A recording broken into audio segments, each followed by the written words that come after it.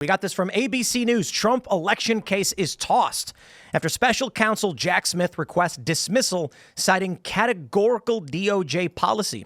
The judge left open the highly unlikely possibility of a future prosecution. The judge overseeing Trump's election interference case dismissed the case Monday after special counsel Jack Smith asked the judge to toss the case due to longstanding DOJ policy that bars the prosecution of a sitting president. What I find interesting here is that Trump is not the sitting president, but they're dropping the case even before he gets in, simply, and he's not even legally president-elect. He's only, I guess, in the media we call him that. He's not president-elect until they count the Electoral College votes on January 6th, and he's not president until January 20th when he's sworn into office. So as of right now, he's just the guy who the media says has won, and they're already dropping the cases against him.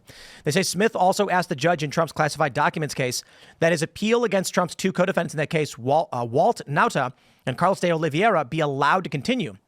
U.S. District Court Judge Tanya Chutkan dismissed the election interference charges against Trump without prejudice, leaving open the highly unlikely possibility of a future prosecution. Now, here's where it gets interesting.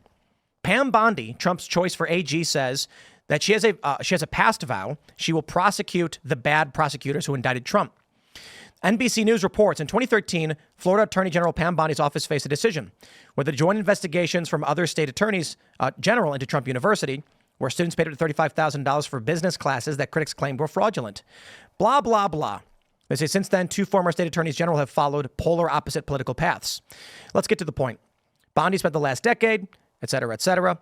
Bondi called the prosecutors who charged Trump with members of the deep state, spreading a false conspiracy theory that DOJ prosecutors and FBI agents were part of a secret cabal trying to undermine Trump. Bondi, without citing evidence, said that since they were no longer hiding in the shadows, they can all be investigated. Now, I love how this is an opinion piece. NBC News loves doing that. Heavy opinion injected into this. Very little news other than Pam Bondi has in the past said, prosecute the bad prosecutor. So we're all hoping. But I will add, if they're saying outright that this is the charges being dropped without prejudice, and there's a possibility of Trump being charged in the future, they are basically screaming at the top of their lungs to Trump's AG to criminally charge them. I mean, look, I don't know. I mean, I just want to see Pam Bondi go after what's his name, the special counsel, because Jack Smith. If I understand correctly, he was appointed illegally, right? Yeah, I believe this. Wasn't there a court ruling that he was he was not eligible? Yeah, there was. I don't properly. Let's pull that up. Yeah, I'm not sure what the details were. But if I understand correctly, he was appointed illegally. I believe it was the Supreme Court that said that his role as special prosecutor was there was some procedural reason that he wasn't. But, you know, if it's not legal and he's been spending all this time going after President Trump or President-elect Trump, whatever you want to call him, I would like to see this get taken out, because I personally don't think, I mean, regardless of your opinion on Donald Trump as a president, you know, if the existing administration creates a scenario where it's where it's just political motivation to go after a president. I mean, this is unprecedented. It's something that has historically, presidents that break the law and do things that are questionable legally, or the legality is questionable. That's been something that, you know, Washington and the opposing party hasn't gone after presidents for. President Obama with the drone strikes that killed American citizens. Judge Eileen Cannon ruled, this is back in July, that Jack Smith's appointment as special counsel was unconstitutional because he was not appointed by the president or confirmed by Congress, leading to her to dismiss the entire case. So this is back in July. Who was he appointed by? Does that say? By the DOJ. Right. Yeah. But we are losing sight of an issue here, though, because the core issue we're talking about is the claims of fraud. That the 2020 election was stolen, and should it be taboo to question and make wild claims about a stolen election? I don't know. I don't know where the law sits. There has to be. You have to be able to. Well, you have to be able to question it, but should you be able to make any claim you want and not have to prove it? And in the case of a sitting president, who at the time anyway was sitting and was calling. We know he was calling a Secretary of State in Georgia. Yeah. And saying, can you find 8,200 votes? Find me 8,200 votes or whatever it was. That does. Basically, what it does is it degrades our faith in institutions. And without faith in institutions, we are not a country. We are not. I'd argue that we're not a country when the Supreme Court refused to issue a ruling on Texas v. Pennsylvania when Texas was challenging under original jurisdiction whether or not Pennsylvania violated the Constitution by altering the rules of an election outside the legislature. And the Supreme Court said, we're a bunch of cowards who won't look into this. And only Thomas and Alito had the gall to actually say, well, this is our jurisdiction. We need to answer this question. Because of that. So you can argue that I think it's fair to say, we've got one side that's arguing Trump was wrong. He shouldn't have done this. I say, sure. The other side says, well, Trump has to do this. I agree that anyone who questions an election has an absolute right and duty, especially a president, to investigate or push in all facets the challenges under the law. But when the courts start throwing out every challenge on standing, so we don't actually get rulings, and the Supreme Court refuses to actually hear the challenges when we see states where judges and governors were changing election rules, then you're going to get absolute chaos. Because if you go to the courts and you actually argue on the merits, the judges didn't do this. They threw him out on standing for the most part, meaning, we don't think that Trump's has standing in this. He's not party to the damages. Then what ends up happening is one side says we are not being heard and the election was rigged. That's the only conclusion they're going to make. But hasn't Trump already said that he did lose 2020? He just recently said that. No, during the debate, he was challenged on that, and then he snapped. It was like, "What? No, I never said that. I said it was stolen. It was stolen." And that was actually a point of contention in the Kamala in the debate because they said Trump started. It's this trap that they've laid for Trump consistently in the press, where they want him to yell about the previous election instead of this current one. Trump ranted on it and said, "I didn't lose, and then finally went, "I don't want to talk about the past anymore." And decided to move on. Which actually, I don't want to talk about the past. Wish that had happened much earlier. I mean, it worked out, but the fact was, but we got to stop prosecuting this 2020. I mean, we all agree that there should be election integrity, and we got to make the efforts to do it. But just literally talking about destroying the institutions completely and saying we need to terminate the Constitution is not the way a conservative should. A conservative should. I don't think Trump ever said he wants to terminate the Constitution. I mean, well, he's a little wishy-washy on when it comes to fidelity to the Constitution. But I mean, look, the argument. I think that the argument that Trump would make or was making that the 2020 election was novel because of COVID, because of the way things that went, because of a lot of the things that went down, it was completely and totally different from any other election in history. Yes, I don't think that anyone is going to argue that it was normal. The fact that there was so much ballot harvesting, that there were ballots mailed out to people based just on the census, right?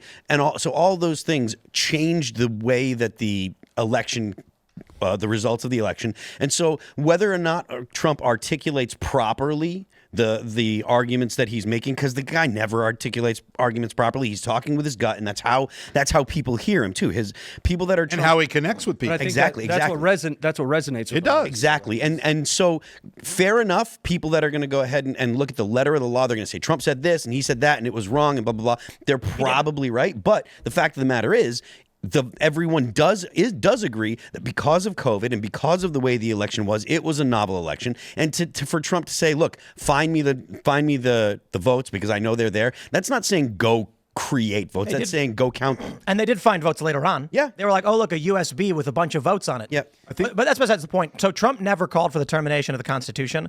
This is a lie from the corporate press. CNN runs the headline. Check this out. This is hilarious. Trump calls for termination of Constitution in Truth Social post. Of course, the people who then don't follow the media or who don't follow news just see the headline and believe it's true. What Trump actually said, quote, Do you throw out the presidential election results of 2020 out? Do you throw the presidential election results of 2020 out and declare the rightful winner, or do you have a new election? A massive fraud of this type and magnitude allows for the termination of all rules, regulations, and articles, even those found in the Constitution.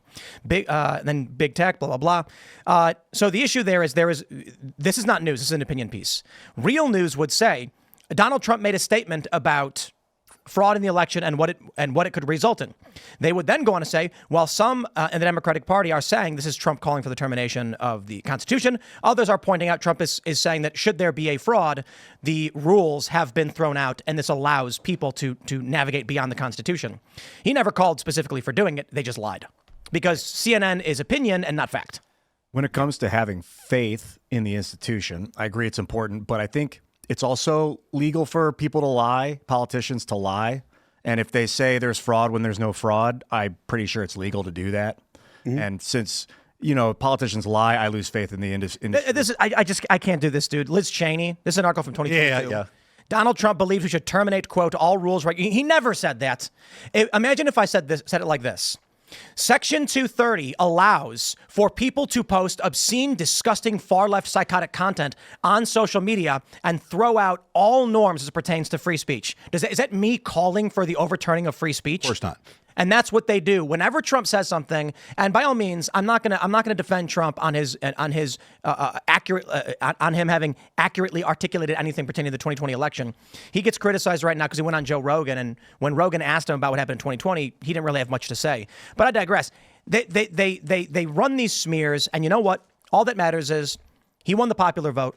Because people have seen through Liz and Dick Cheney's BS and the corporate press screaming and crying about how they're the real press and no one else is. But in reality, they're just lying the whole time. Well, it didn't hurt that he was running against someone who had run a coup against the sitting president, Joe Biden, and had 107 days to campaign and was a horrible candidate, and frankly, I think throw somebody in sideways, that did not hurt.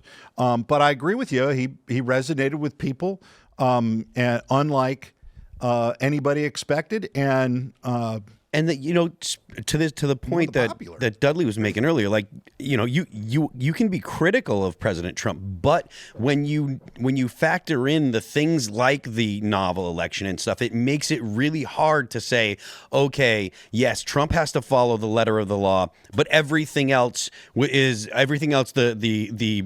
the borders are kind of fuzzy, or the distinction between legal and illegal, or procedure, following procedure and not following procedure. If all of those situations are all fuzzy and kinda, and you're not sure and blah blah blah, but then when it comes to Trump, everything is it must be the letter of the law exactly, blah blah blah. He said this and that alludes to this and blah blah blah. Then you're going to have people that look at the situation and they say, well, I don't trust either side. I don't believe that either side actually has honesty at their as their goal. There were a lot of claims about 2020, and I just largely say I don't know. I think it was just ballot harvesting. Yeah. The funny thing is that article says that Pam Bondi was alluding to some kind of secret cabal or whatever, but as we know, it was Time Magazine. Yeah. That actually coined the phrase shadow campaign. Yeah. And I think they actually referred to it as a cabal, didn't they? They did. So cabal. When I read yes, that. Yes, they did. They said a well-funded cabal of powerful people were conspiring. They literally say conspiracy. Yeah. So Time Magazine wrote this article, Molly Ball did, and I love bringing it up because this just refutes so much of what they were saying. Yep. The secret history of the shadow campaign that saved the 2020 election, where they say a conspiracy was unfolding where a well-funded cabal was engaging in electioneering, blah, blah, blah. Journalism at its finest. When I read this, I was blown away that they actually printed it, because I'm like, this is coming out and literally admitting to doing everything they can to rig the election, right? That's the way that it reads when they all of the verbiage they use and stuff like that. And I sent it to some of my left leaning friends, and of course they're like, well, that's just politics. Well, I'm like, then what the hell do I care about if Donald Trump is saying, oh, find me the votes, because they're there. He wasn't saying find me the votes as in create them, and it becomes really hard. Again, like I said earlier, it becomes really hard for me to think, oh, well, Donald Trump has to be squeaky clean and right to the letter of the law, when Time Magazine publishes this and everyone on the left says, oh, well. Yeah, I don't. Yeah, if that's the case, it's like up yours, I think man. they just act smug and say, yeah. This is February 4th, 2021.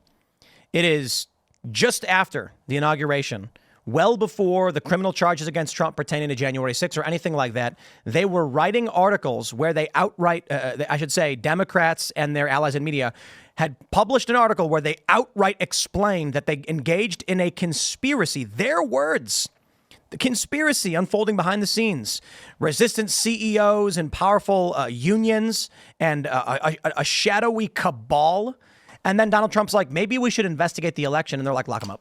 AFL-CIO is not what we'd call a right-wing cabal. That's nor is the Chamber of Compromise. But back to the original point about a potential AG coming in and wiping the slate clean and saying, all right, I'm going to prosecute these people for what they've done. Let's shine some light on the rats and see what happens. Now you're talking my language, let's make Dudley. lawfare. Let's put lawfare over. We feel like a banana republic because we've seen these using the judicial system to prosecute people and put your political opponents in jail rather than just beating them in an election. You know, the issue I have with targeting Jack Smith with lawfare is that he got appointed illegally. It wasn't him. I mean, technically, once he was appointed, he was doing something illegal, but the people that appointed him should be investigated. Like whoever that was at the DOJ that appointed an illegal special counsel should be investigated. Multi-layer accountability. Sure, it's Merrick Garland. I mean, who else? The individual himself, but each of those layers that ultimately contributed to the end state. The man who's not a Supreme Court justice, Merrick Garland. Yeah. That's how you should refer to him all the time. Thanks for checking out this clip from Timcast IRL. Make sure to watch the show live Monday through Friday at 8 p.m. Subscribe to this channel, and we will see you all there.